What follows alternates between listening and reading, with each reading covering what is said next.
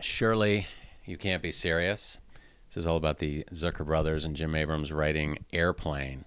And so I live on the west side, and I saw that they were going to be at this bookstore doing a signing the next night. So I called John Viner, and we went over there together and shook hands with Jerry Zucker and whatever. And so I got this audio book as well and have been listening to it, and I just finished it last night. It is so fucking inspiring. Who's doing the audio? Is it They both are. of them? All of three of them. them? If you look at the book, it's like different quotes from different people talking about different periods of their journey. Oh, okay. Oh, that's cool. So they all grew up in Wisconsin and had a Kentucky Fried Theater and Kentucky Fried Movie. Moved it to L.A. and then did Kentucky Fried Movie and, of course, Airplane, and just talking about all of their experiences in life and how that, all they wanted to do was be funny and make people laugh. And so they did that, and, Airplane is just a freaking classic. There's all kinds of people on there too. Bill Hader is on there, and they have a lot of the producers from on the audiobook there. Yeah, just Holy and shit. and in this book too, just being quoted on Trey Parker and Matt Stone. Wow. Who did Basketball, I guess, with I think David Zucker.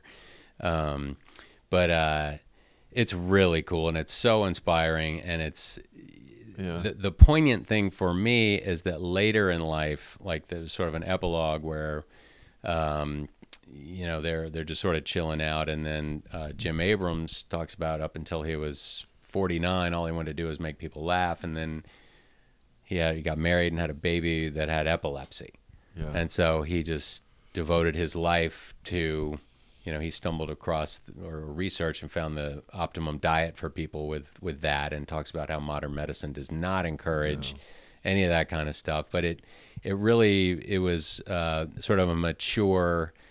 The young stuff is all fun, smoking weed and topless ladies, and they just want to be funny and blah, blah, blah. And they did this amazing thing that's so influential.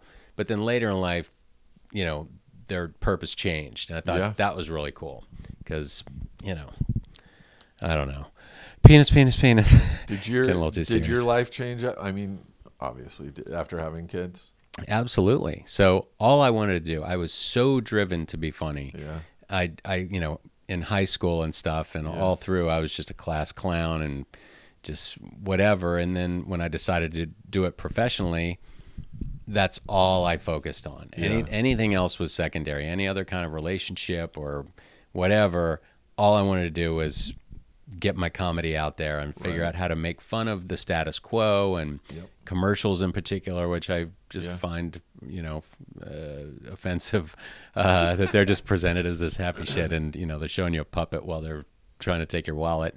But I was so driven, and then I was on my way to SNL. I really wanted to be on SNL, and then Family Guy happened, and this was 8 years into my journey. So it was all I would do was smoke weed at night, write funny shit, figure out who I needed to do, get involved to make the stuff, and I would do it. And then, we got to a point, and when we met, we did the commercials and then Kicked in the Nuts. Yeah. And, it's all I wanted to do. But then, once you have kids, kind of all you want to do is like be with your kids. Yeah. Until you don't want to be with them. Like, they drive you nuts, and then you do your thing. But it certainly takes the wind out of your ambition sails, or it did for me. And so I've dedicated the last 20 years of my life to making family my priority. So I've managed to continue my career on Family Guy. It's a whole other job. You are now responsible for someone's life until they're late teens. Well, it's life decisions and priorities. The family was my priority when I had a child. All I wanted to do was be a good dad. Because, my dad wasn't around a whole lot when I was younger. He was around a lot when I had my kids. So that was cool.